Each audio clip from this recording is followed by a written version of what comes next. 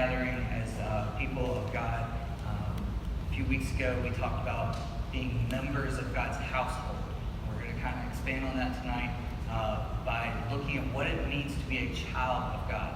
And I want to start off talking about something that I think it's safe to say at some point all of us have experienced when we've seen this group and we want to be a part of the group, but we're not quite there. Okay, whether it's at school and it's the popular kids, and even once you think you've figured out what's popular and cool and you start getting in there and you think you've made friends with them, then you figure out there's what C.S. Lewis calls an inner ring. Even once you've made it in a little bit, you're not all the way in with all of them. Okay, maybe you'll experience the same thing at work where there's just kind of this clique of people and you never quite can get in with them. And sometimes it's about making people think one thing about you. Maybe it's a sports team. You think, okay, maybe if I make the football team, they'll think I'm not that small. I'm really athletic. And you're trying to get into that group or this group. And you think, okay, well, if I can make it here, they'll think this. But when you don't quite get there and you don't quite get into that group, it starts to wear on you and give you different things, different thoughts about yourself. This is where guilt and shame start to come in. And they're different. That guilt comes in with the idea of, okay, what did I do or not do that I don't fit in? The shame part is, who am I supposed to be that I'm not? This is where we start hearing, I'm not enough. I'm not good enough. I'm not cool enough. I'm not smart enough, athletic enough, pretty enough. Whatever the enough is, that's the shame part. And at some point, we've all felt like we're on the outside of that circle, trying our best to work our way in, and we're not getting there. But the thing about God's household is we don't have to try to get in that circle. We're there. You know, all we have to do is say we want in, and we're in. That household is something different. Okay, and so our verse tonight is going to come from a guy that knew exactly what it was like to be in that inner circle with God. Okay, because we're going to be looking at John chapter 1, verse 12 as kind of our key verse for the night. And John is one of those guys who was one of the apostles. Over in the other side of church, talked a while back about how there was like 150 disciples, 72 of them were mission ready, but there were these 12 that he was really pouring his life into. And then when he wanted to break down to a smaller group, he had these three, and it was Peter, James, and John. And then he had this best friend, John. So this is the guy that he's all the way on the inner circle. He really knows Jesus as well as anybody can, and he wants to talk to us about what that's like.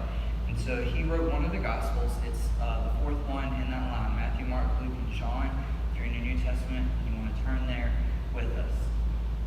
And here's what we read from John.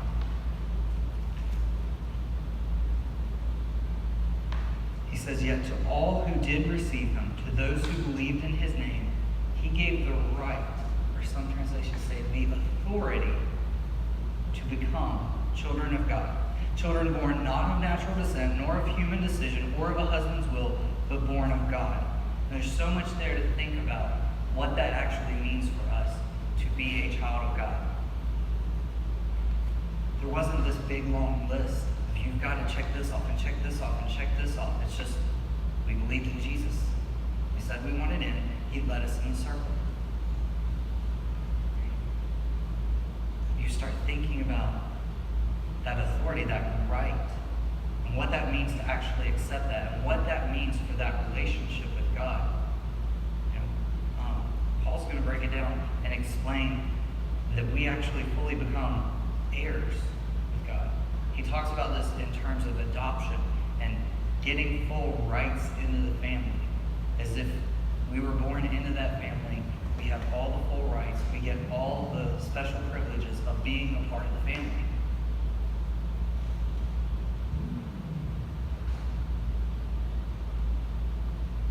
There's the imagery in there that being this kind of child, it's not something that you are physically born into. It's spiritual. It says it's not of a husband's will, because my wife didn't just decide kid, and that happened. It's God's will members of his family, to be his children. And so it's about accepting that right and accepting that privilege. You know, we talk about how we're all made in the image of God. I think some people confuse the image of God and the idea of being a child of God. Child of God is kind of that title you get when you accept it. Image of God, everybody is made that way.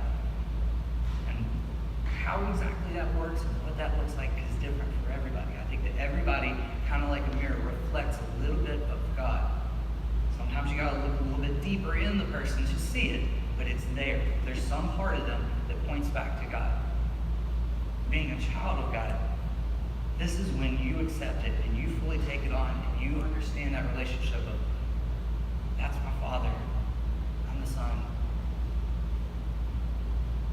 And you start to think about what that means and what God is, what's going through his head. How does he look at you different at that point? And there was actually an illustration in a baseball game this week that I think kind of made the point really well. A bunch of us here are Braves fans. And Donnie, you probably saw this the other night. One of our players has been on a roll, leading like 3 games in a row. He steps up to the bat. One of the first couple pitches, it's out of the park. Other team didn't like that he was starting to break records. He was on that kind of a roll. So he steps up there, and first pitch that the other pitcher threw just beamed him in the elbow. But the bench is clear, as it happens in baseball. And then when, the Braves coach ends up getting himself ejected. They like to do that. But the interview afterwards was what was fascinating.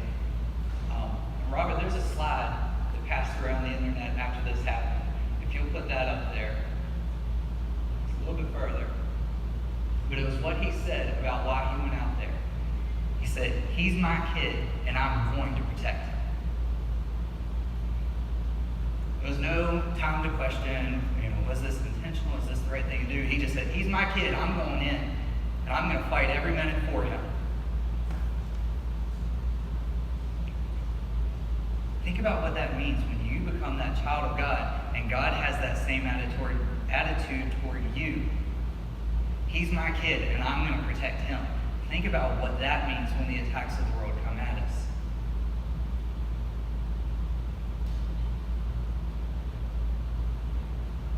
Makes me stand a little bit taller and have chills just thinking about it. That's the protection on our side. That God of angel armies. And you start thinking through the process of, okay, if he's going to be Father, I'm the Son. Wait a minute, he's the King. He's the King of Kings. Does that mean royalty? Like, how does that work? You start thinking through, wait, my Father is the King. Princes and princesses and that kind of thing starts to really come into play here. And N.T. Wright reminded us, forget about happiness in this situation. What you're called to is a throne. You have that place, you have that seat, that special place with God. You're in that inner circle. It's not about that.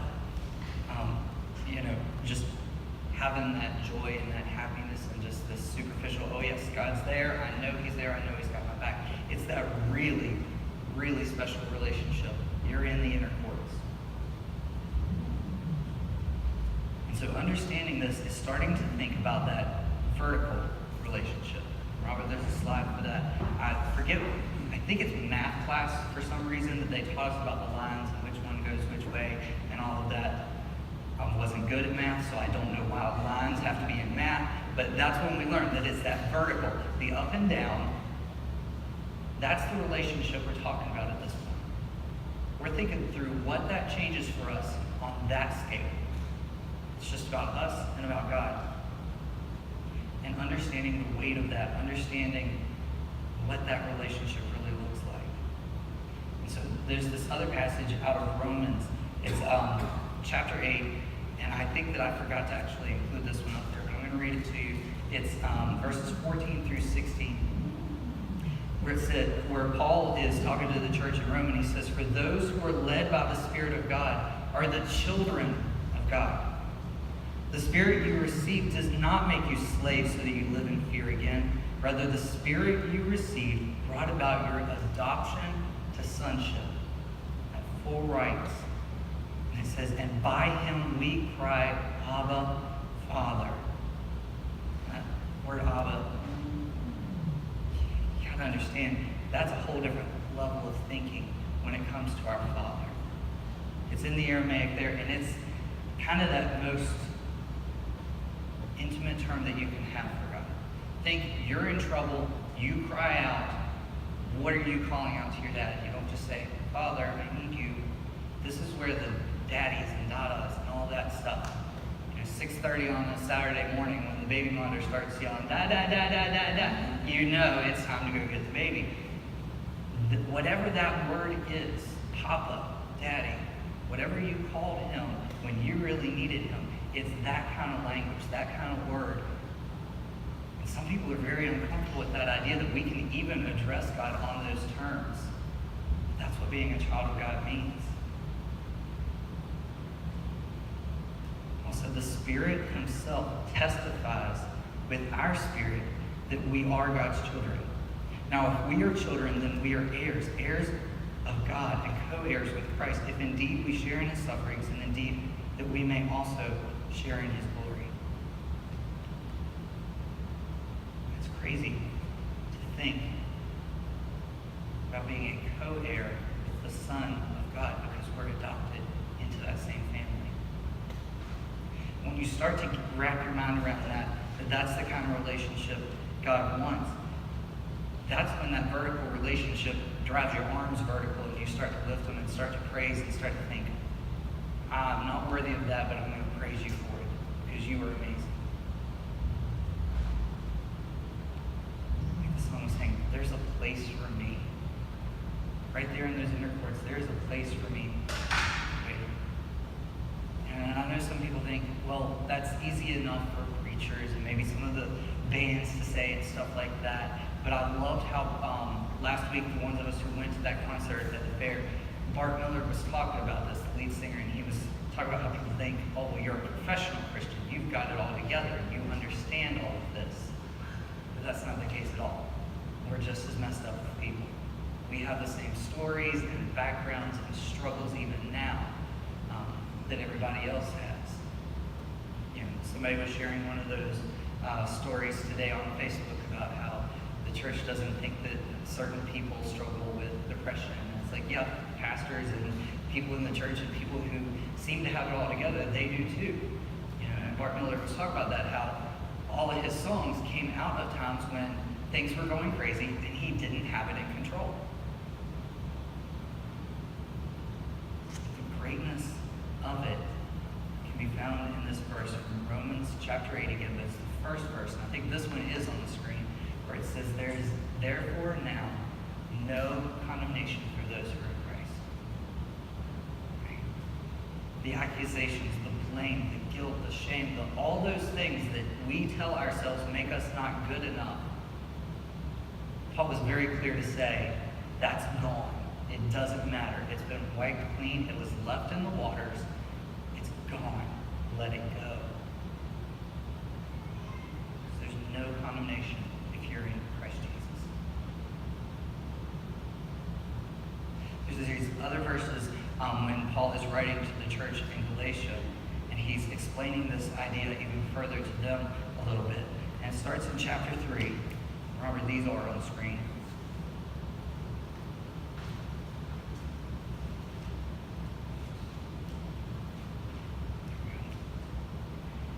He's talking about what it looks like to be that child of God. Chapter 3, verse 26, he says, so in Christ Jesus, you are all children of God through faith. Not through a bloodline. It's not like normal royalty where it passed down to the oldest son and that was the only ones that got it and you never got to get into the royal family. You're fully adopted in. It's God's will. It's your faith that got you there. For all of you who were baptized into Christ have clothed yourselves with Christ. The image here, there's so many of us that are so focused on the list of tasks and how good we have to be to get there. And we hear people say, well, what do I have to do? Like, what's good enough to get into heaven? And everybody feels like it's this big test, and you're walking up there, and so many people are worried that they failed the test. They're not going to be found acceptable when they stand before God. Other people, they think, well, I know I had Jesus with me, but I was a C or D student.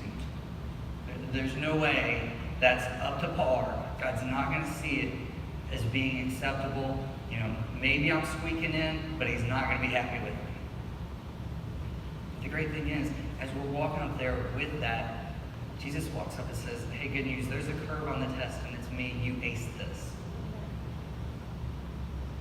That's the thing. All the requirements and the test, Jesus wiped it all away and made us perfect. No condemnation there. It says, there is neither Jew nor Gentile nor slave nor free. There is neither male and female.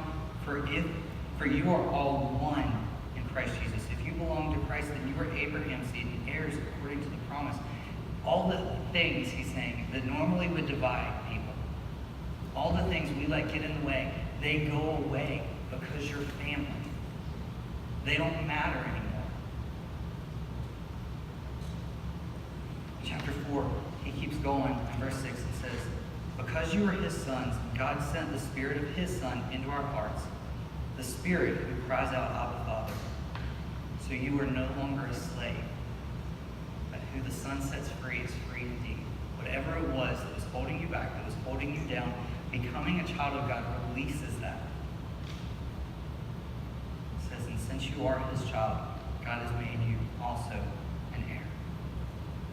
And that's the beauty in it when we start thinking, how does all this apply to me? What is the gospel? What is that good news? It's thinking through that vertical relationship with God and what it means to take on that name, that title, that seat on the throne. Understanding how important each and every one of us is and how special we are to God. But that's only the one side of it. Because you turn from that vertical relationship and understanding that, and then we go for the horizontal. Robert, I believe I got one of those fancy lines from math class up there. Because once you start to understand how that vertical works, that you understand, God, wait, I get in, even after all that deplorable stuff I did, after this and after that, and after all these not good enough, I'm still getting in. You understand the vertical. You start looking horizontal. You look at the people around you, and it changes how you look at them. You start understanding that everybody's in the image of God thing. You start being willing to look a little deeper and find it in them.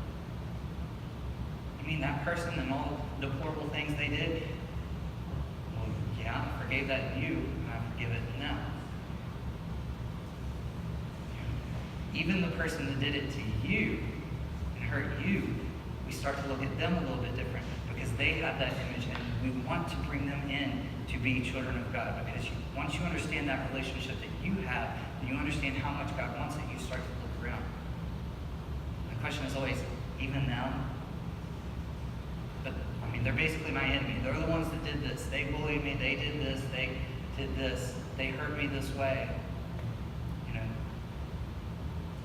The way C.S. Lewis phrased it was, if they are your enemies, you're under orders to pray for them. Okay? No matter who they are, no matter what they did, they have the same chance as us. Because no matter who we are, no matter what we did, we have that freedom in Christ. It's the same rights, same image when we start to look out to others.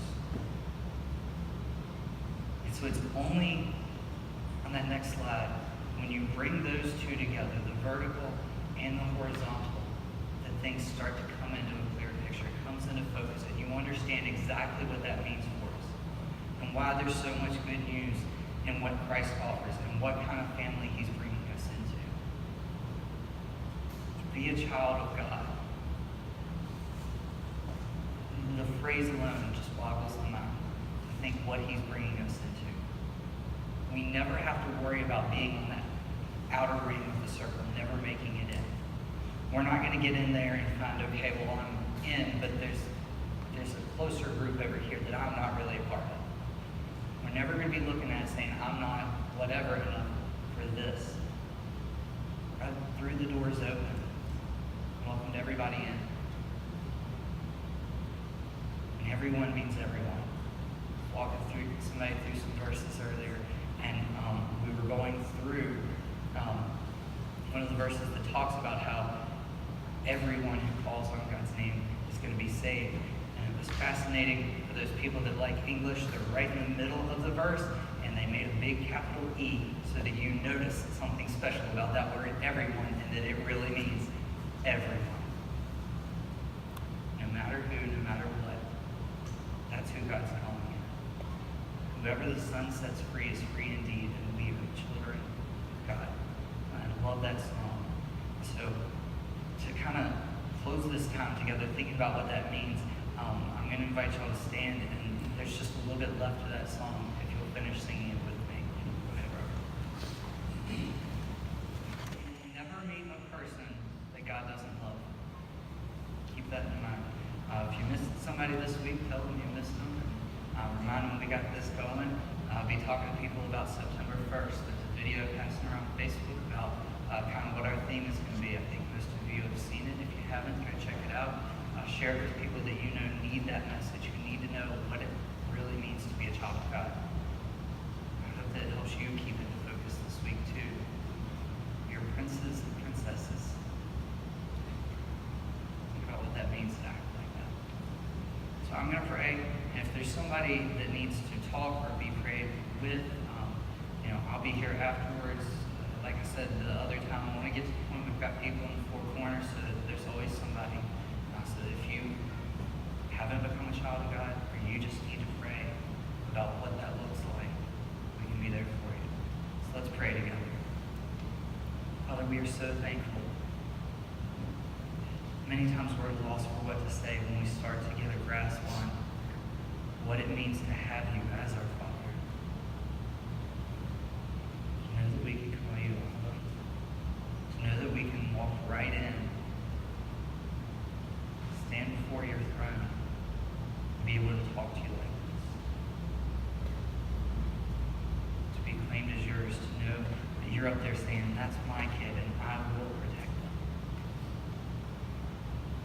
I just pray that you watch over us this week. Help us to remember how loved we are, and how loved that means everybody else is that we come into contact with. Just help us to bring glory to you.